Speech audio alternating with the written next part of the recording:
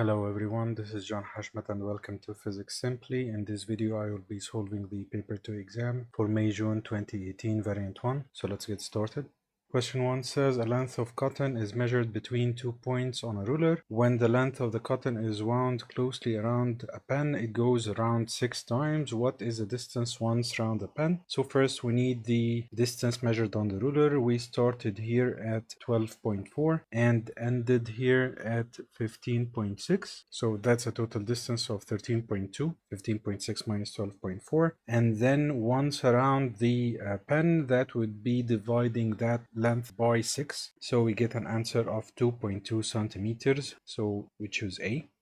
Question 2 says, when does an object falling vertically through the air reach terminal velocity? When acceleration of the object becomes negative? No. When acceleration of the object is equal to g? No. Terminal velocity means constant speed, no acceleration. When air resistance equals the weight of the object? Yes, so no resultant force and no acceleration. When the air resistance is greater than the weight? No, this causes deceleration, not constant speed, so the answer is C.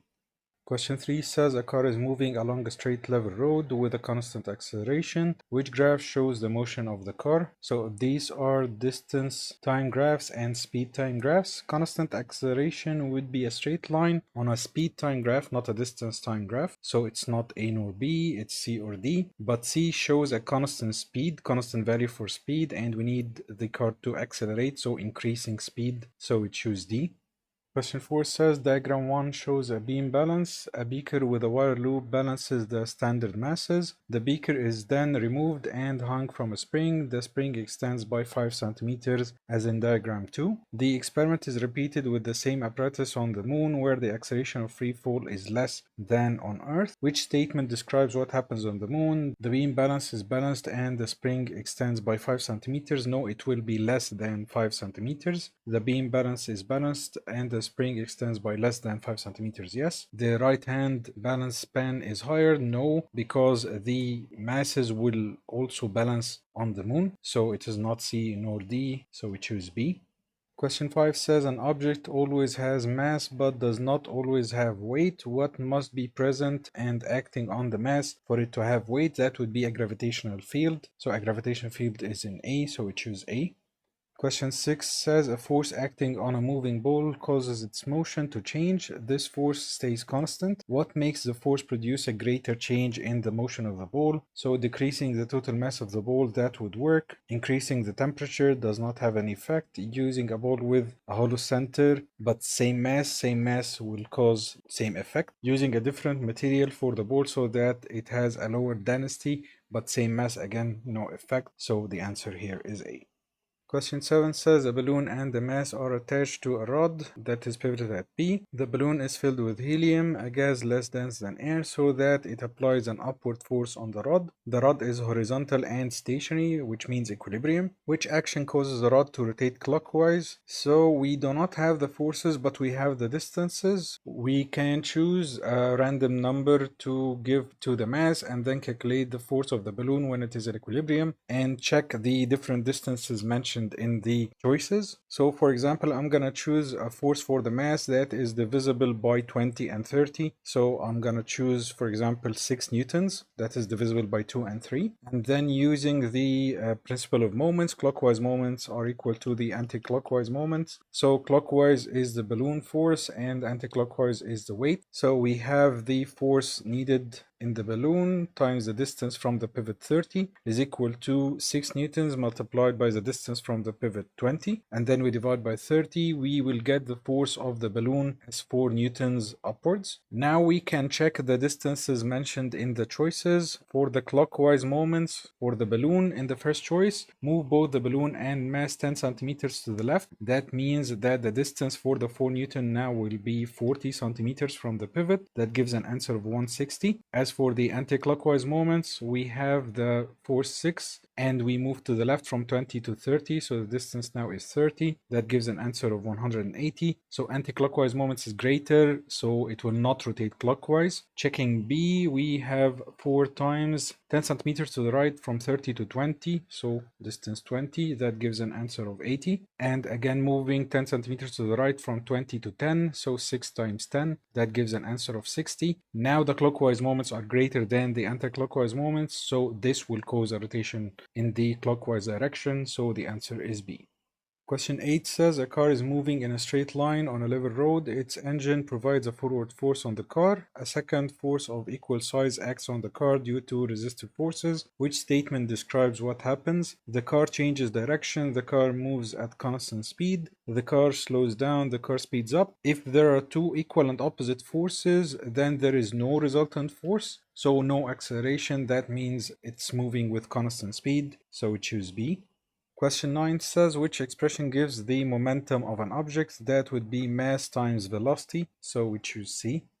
Question 10 says as energy is transferred into different forms, it eventually becomes dissipated. What does this mean? All the energy disappears? No. The energy finally changes to every possible form of energy? No. The energy spreads out among the objects and their surroundings? Yes. The total amount of energy becomes less? No. Energy cannot be destroyed, so we choose C.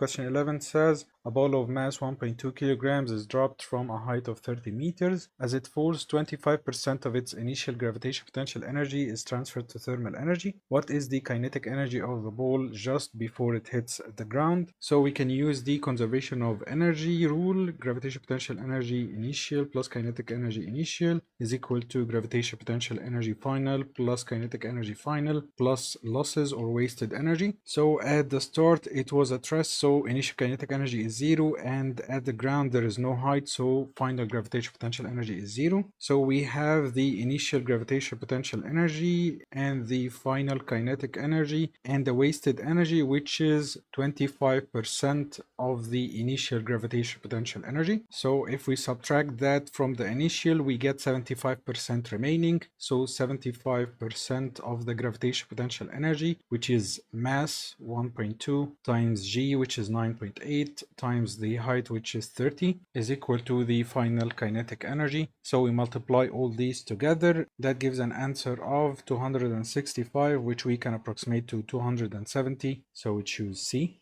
Question 12 says a girl hangs by her hands from a bar in the gymnasium. She pulls herself up until her chin is level with the bar. The mass of the girl is 48 kilograms. She pulls herself up through a distance of 0.25 meters. She does this in 2 seconds. What is the useful power she uses to pull herself up? So power is equal to work divided by time, or force times distance divided by time. So we have the force is equal to the weight, so 48 times 9.8, and the distance was 0.25 meters, and then we divide by time 2 seconds. That gives an answer of 58.8 watts, which we can approximate to 60 watts. So the answer is C. Question 13 says 4 identical beakers are filled with equal volumes of liquids P or Q as shown. Liquid P is more dense than liquid Q. At which point is the pressure the least? So the least would be at the top, not A, not C. And for the least pressure, we need the least density. And it said that P has more density than Q, so it would be for liquid Q. So the answer is D.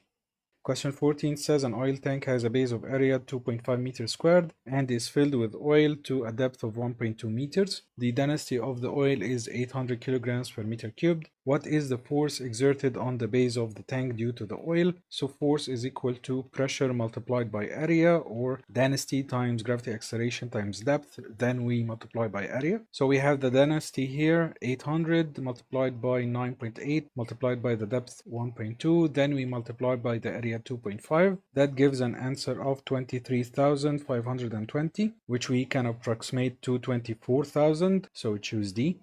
Question 15 says when molecules of a gas rebound from a wall of a container, the wall experiences a pressure. What is the cause of this pressure? The change in energy? No. The change in momentum? Yes, that exerts a force. The change in power? No. The change in speed? No. They rebound with the same speed. So the answer here is B. Question 16 is about thermometers, so you can skip this question for the new syllabus. It says a student wishes to calibrate a mercury in glass thermometer with a degree Celsius scale. Which values should she use for the lower fixed point and the upper fixed point? That would be the melting point of ice and the boiling point of not mercury, it would be the boiling point of water. So the common choice here is B.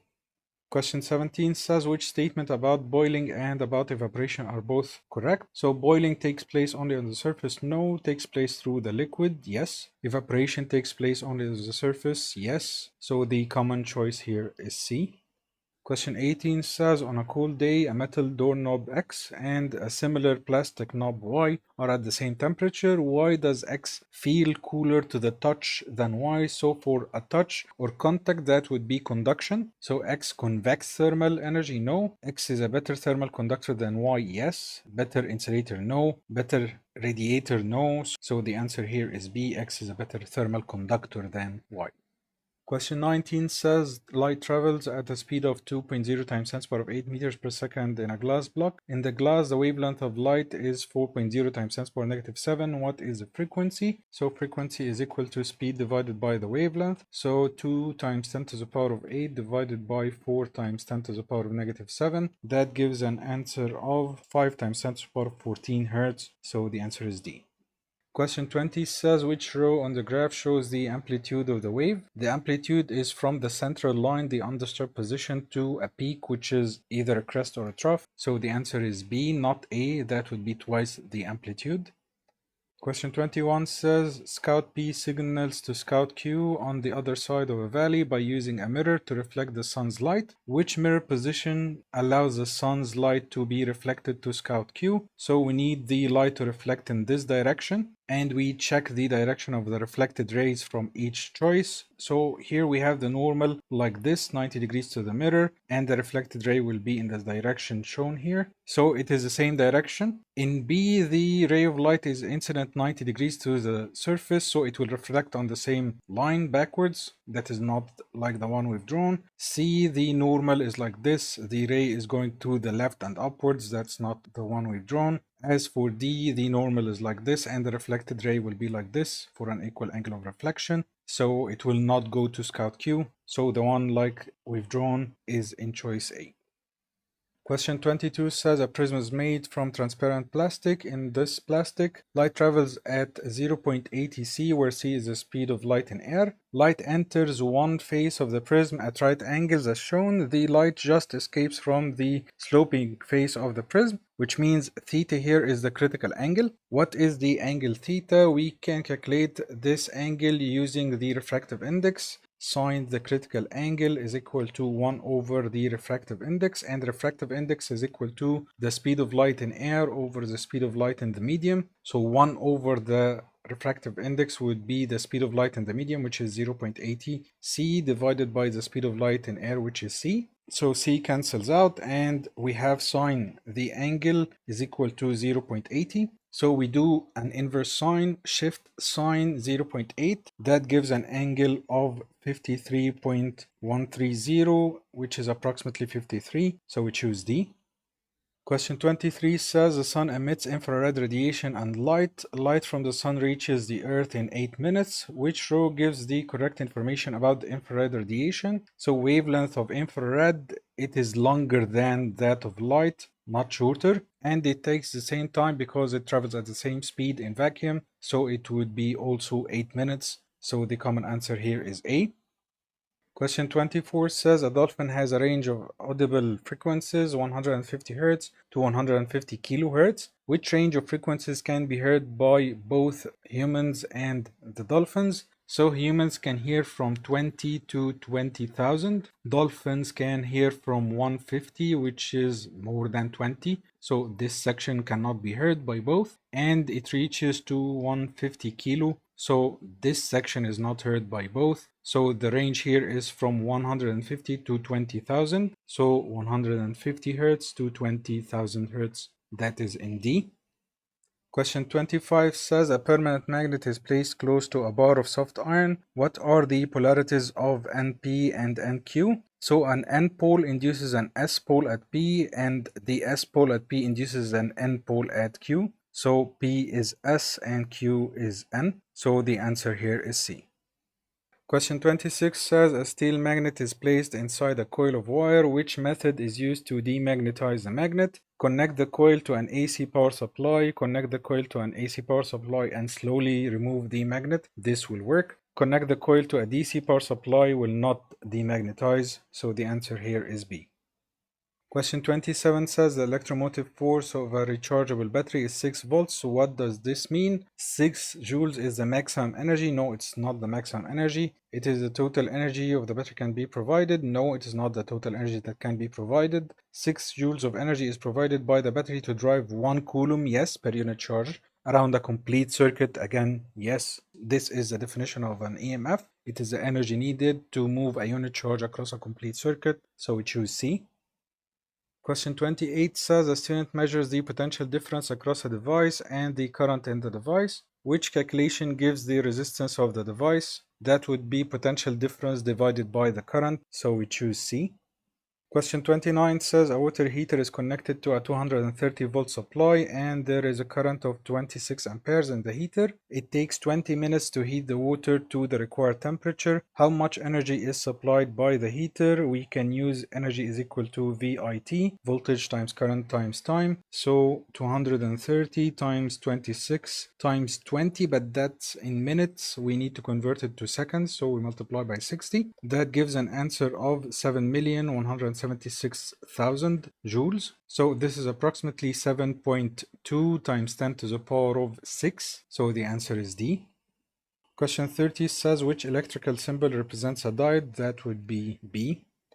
Question 31 says a student sets up this circuit. What is the purpose of the circuit? So we have a thermistor and a bell. So there would be an effect of temperature on the bell working or not to allow the lamp to be made dimmer or brighter as required. No, that would be using a variable resistor instead of a thermistor. To amplify the sound, no, we do not have amplifiers in the syllabus. To light a lamp in the dark, dark would mean this circuit is affected by light intensity, not temperature. To sound the bell when the temperature rises, yes, that is a function of the thermistor, so the answer is D. So here, as temperature increases, resistance of the thermistor decreases, so the current in the bell increases and it sounds louder.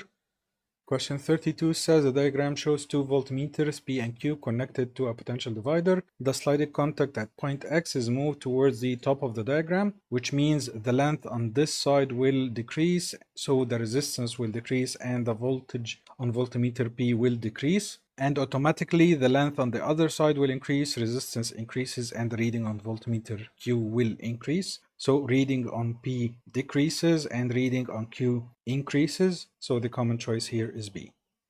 Question 33 is about logic gates, so you can skip this question for the new syllabus. It says the diagram represents a digital circuit using an OR gate and an AND gate. What is the truth table for this circuit? So an AND gate only gives an output 1 if the inputs are both 1. So we check for input Z. If it is not 1 but the output is 1, that would be incorrect. So 1 and 1 works, 1 and 1 works, 1 and 1 works. 0 and 1 doesn't work, 0 and 1 doesn't work, so it's not C and it's not D. Now we check the inputs from the NOR gate. For the ones, we need another one from the NOR gate, which means the inputs must contain 0. So these do not contain 0, so A is rejected, so it must be B by process of elimination. Question 34 says which statement about electromagnetic induction is correct? A strong magnet that is held stationary near a stationary conductor causes a greater effect than a weak magnet. Stationary causes no electromagnetic induction. The effect occurs when a magnet and a conductor are both moved with the same speed and the same direction. No, there is no relative motion. It is the same as being stationary. The effect occurs when a magnet is moved away from a nearby conductor. Yes. The effect only occurs when a magnet is moved towards the conductor. No, not only. If there is any relative motion, it will cause electromagnetic induction. So the answer is C. Question 35 says the diagram shows current carrying conductor in a magnetic field. Which arrow shows the direction of the force acting on the conductor? So if the current is moving out of the positive terminal of the battery, it is going into the page. So we have current into the page. And we have a magnetic field from north to south, that is to the left. Now we use Fleming's left-hand rule to get the direction of the force. The direction of the field is with the index finger to the left and the middle finger is pointing into the page to point the direction of the current. The thumb is now pointing upwards, so the force is upwards, so we choose A. Question 36 says the power losses in transmission cables are reduced by increasing the transmission voltage. What is the explanation for this reduction? The current decreases, reducing thermal energy losses. Yes, because when we use a step-up transformer, voltage increases and current decreases, which causes less heating effect in the wires. The current increases. No, the resistance of the cables does not change due to the increase in voltage. So the answer here is A. Question 37 says, in the atomic model, an atom consists of a central mass orbited by much smaller particles. What is the name of the central mass? That would be a nucleus. And the orbiting particles are electrons. So the answer is D. Question 38 says nuclear fusion is a reaction that takes place in stars. Which row describes this reaction? An atomic nucleus splits? No. An atomic nucleus splits? No. Atomic nuclei join together? Yes and yes. And energy is released, not absorbed. So the common answer here is D. Question 39 says the diagram shows emissions from a source passing into the electric field between two charged plates. What is emitted by the source? So one of the radiation types is not deflected, so that would be gamma radiation, and one is attracted towards a negatively charged plate, so that would be a positive charge, which is an alpha particle. So no beta particles. It is alpha and gamma rays only. It is not neutrons, so the answer is C. Question 40 says the graph shows how the count rate registered by a counter near to a sample of radioactive isotope changes over a period of few days. The background count rate is 5 counts per minute. So if there is a background radiation, we need to subtract the background first. So starting with the first reading, 45, we take out the 5 from the background, we get 40. And then we divide this 40 by 2 for one half-life, we get 20. But to move back to the graph with the background, we need to add the background again. So 20 plus 5, that is 25. And from 25, we go to the graph line and go to the x-axis to see the half-life, which is 2 days. So the answer here is A. So this was the end of the exam. I hope you enjoyed this video and found it useful, and I will see you in another video.